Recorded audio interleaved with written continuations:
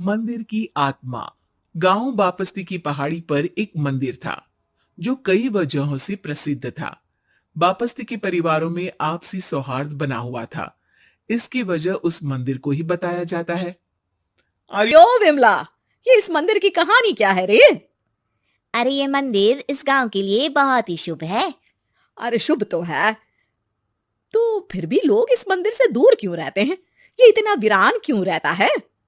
अरे बड़े बुजुर्ग कहते हैं कि मंदिर में आत्माओं का राज है जो लोगों की मदद करते हैं, लेकिन मंदिर से सभी को दूर भी रखते हैं। अरे ये कैसी आत्मा है जो लोगों की मदद भी करते हैं और लोगों को मंदिर से दूर भी रखते हैं? अरे यही चलता आया है यहाँ पर, इसीलिए कोई कुछ बोलता नहीं। क्योंकि जिसके घर में कोई भी परेशानी होती है तो बताते हैं कि इस मंदिर से उन्हें मदद मिलती है। अरे वाह, ये तो अच्छी बात है। तभी इस गांव में इतनी खुशहाली दिखती है। तभी बाहर किसी की चीखने चिल्लाने की आवाज आती है। दोनों बाहर निकलती हैं तो देखती हैं कि गांव के एक बुजुर्ग रो रहे हैं क्योंकि शहर से उन्हें कोई बुरी खबर मिली है। अरे क्या हुआ चच्चा, रो क्यों रहे हो आप? हाँ चाचा, बताओ ना, हुआ क्या? अरे क्या बताऊं बेटे, मेरा बेटा शहर गया हुआ था कमाने, लेकिन आज खबर मिली है कि उसका एक्सीडेंट हो गया। वो अस्पताल में भर्ती है। अरे तो इसमें परेशान होने की क्या बात है चाचा, जाओ शहर और बेटे का इलाज करवाओ। हाँ चाचा, विमला सही कह रही है। आप शहर जाओ और इलाज करवाओ। अरे कैसे इलाज करवाऊं, अभी पैसे नहीं है और शहर के अस्पतालों में इलाज का खर्चा लाखों में आता है। अरे चाचा, भगवान पर भरोसा रखो, कहीं ना कहीं से मदद जरूर मिल जाएगी। बस आज का दिन कैसे भी काट लो।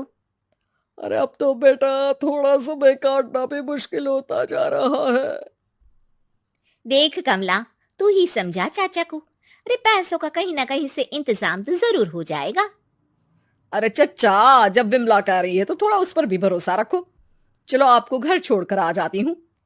उसके बाद कमला उन बुजुर्ग को लेकर चली जाती है और विमला मंदिर की ओर चली जाती है। विमला मंदिर की सीढ़ियों पर चढ़ते हुए दूर से नजर आती है। उसके बाद वो आंखों से ओझल हो जाती है। उसी रात उस बुजुर्ग के घर के बाहर एक थैला रखा हुआ मिला।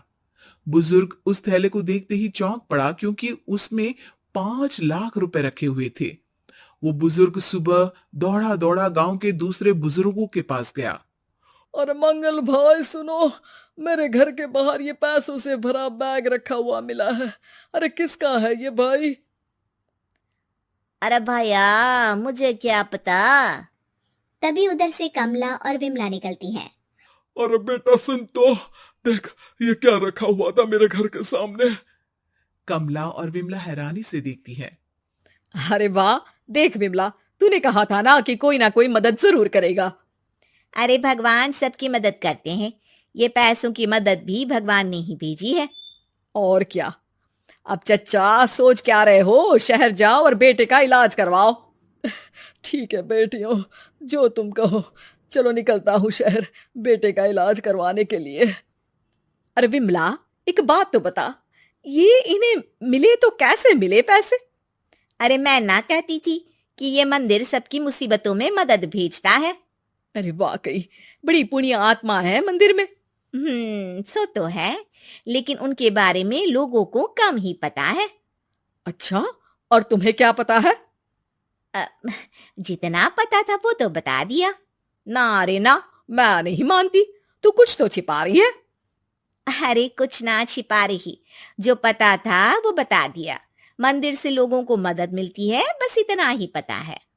ठीक है बाबा, अब नहीं पूछूंगी। इसके बाद उसी रात कमला चुपचाप अपने कमरे से निकलती है और मंदिर की ओर चल पड़ती है। कमला धीरे धीरे मंदिर के दरवाजे पर पहुंचती है। अंदर से हल्की हल्की रोशनी आ रही थी। इसके बाद जो वो देखती है वो हैरान रह जाती है। कमला इसके बाद तेजी से वापस लौट आती है। दूसरे दिन सुबह सुबह। अरे विमला, तू तो छिपी रुस्तम निकली। है? ऐसा क्या छिपा लिया मैंने? अरे तूने तो भनक ही नहीं लगने दी और चाचा की मदद भी कर दी। हैं? ये क्या कह रही हो? ऐसा कैसे कह सकती हो तुम? मैंने कोई मदद नहीं की। अरे सब पता है मुझे, कल रात मैं गई थी मंदिर। तो क्या देखा? अरे तुम्हारा पति और कुछ लोग वहां दिखे, बोरियों में नोट भरे हुए थे और सभी नोट गिनने में लगे हुए थे। तो तुम्हें क्या लगा, वो क्या कर रहे थे? अरे मैं समझ गई कि वो लोग कहीं से डकैती कर पैसे लेकर यहाँ मंदिर के पीछे छिपाते हैं। अब जब तुम जान ही गई हो तो बता देती हूँ, लेकिन ये बात किसी को पता नहीं लगनी चाहिए। मेरे पति डकैती नहीं डालते हैं, बस उन लोगों से पैसे छीनते हैं जिन्होंने गलत तरीके से पैसे बनाए हैं। और फिर लोगों की मदद करते हैं। यही है वो पुण्य आत्माएं जो लोगों को मदद पहुंचाती है। अब समझी? हाँ, अब समझी उन पुण्य आत्माओं का चक्कर। सही है। करते रहो मदद, लेकिन सावधानी से, मेरी तरह कोई और ना पहुंच जाए।